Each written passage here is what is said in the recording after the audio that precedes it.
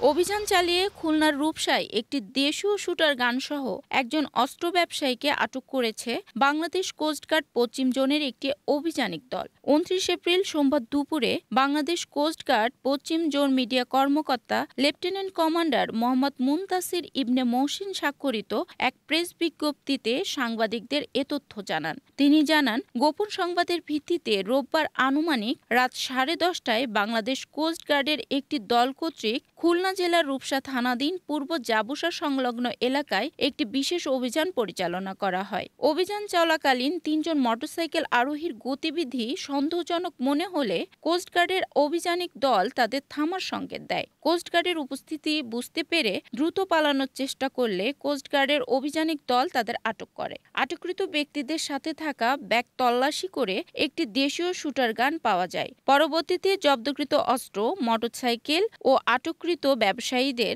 আইনানুগ ব্যবস্থা গ্রহণের জন্য রূপসা থানায় হস্তান্তর করা হয়।